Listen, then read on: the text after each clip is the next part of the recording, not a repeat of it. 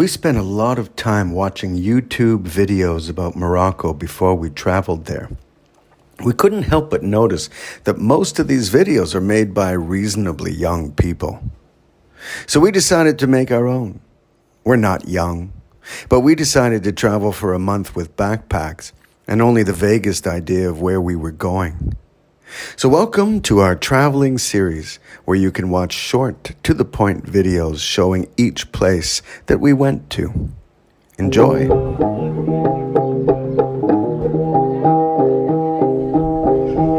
There are two major bus companies in Morocco, CTM and Super Tours.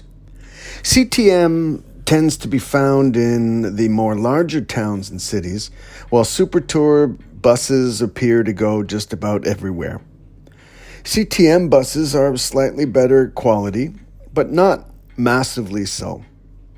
To get to Chefchaouen from Tangier, we took the CTM bus from the slightly out-of-town bus station to Tétouan, where we picked up some passengers, then straight on to Chefchaouen.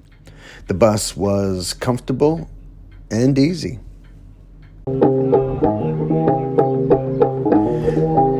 Chefchaouen was our first Airbnb experience in Morocco. It was not unlike the Airbnb experience anywhere else in the world, in that we communicated with the owner through the app, then met a local person who gave us the key and explained the various ins and outs of the place to us.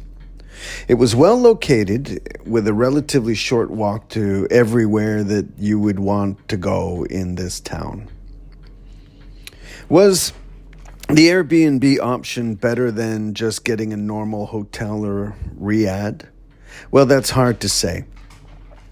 As we were there during Ramadan, there were many alternative places to stay in Chefchaouen. It's our understanding, however, that during the high season, places are much harder to find. So maybe Airbnb is a better option.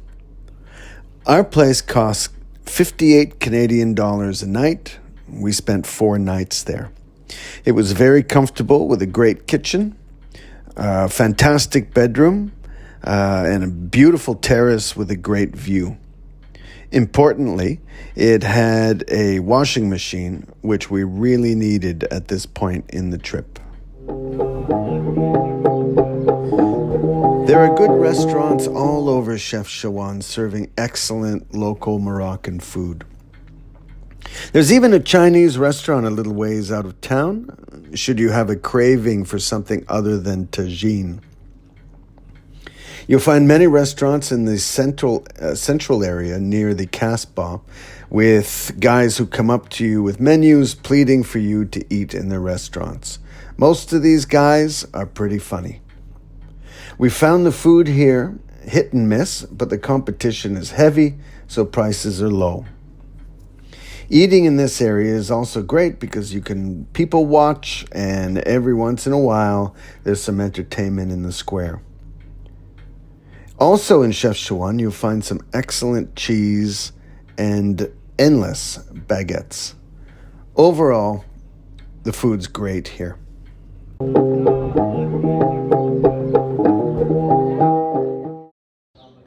Well, so welcome to Chefchaouen, the Blue City. And it is really blue. The major activity in Chefchaouen is walking around the blue streets getting lost.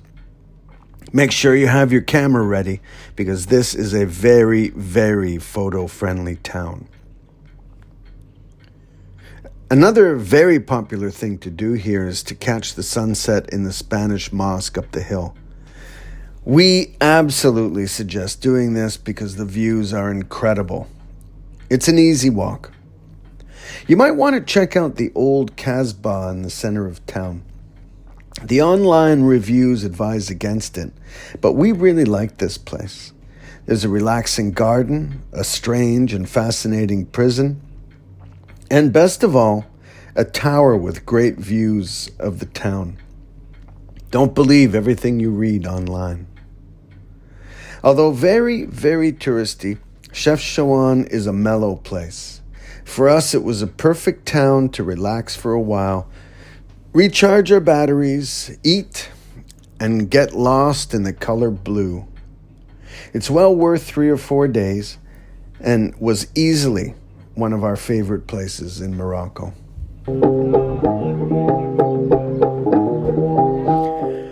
Often, touristy places can be a bit disappointing. For example, many people are a little turned off when they go and see the Eiffel Tower, the Leaning Tower of Pisa, or other extremely touristy places. What was slightly surprising about Chefchaouen was that it did not disappoint, but in fact exceeded our expectations. Like you, we watched lots of YouTube videos before going to Morocco and thought we knew what to expect from this town. It turned out to be by far better than we thought it would be. Maybe it's that blue color everywhere. Maybe it's the architecture, or maybe it's the mountains that surround it. There's something about this town that is really nice. Go there and you'll see what we mean. It's a little hard to describe. We walked around town, both during the day and at night, and never felt anything dangerous even once. The lane leading to our Airbnb was quite dark at night, without adequate lighting, but still we felt quite safe.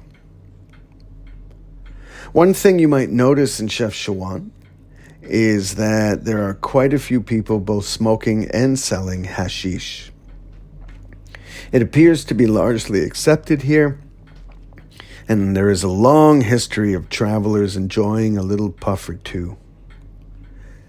Unfortunately, hash and weed are still illegal in Morocco. While probably unlikely, being caught would be a major downer as far as your trip is concerned.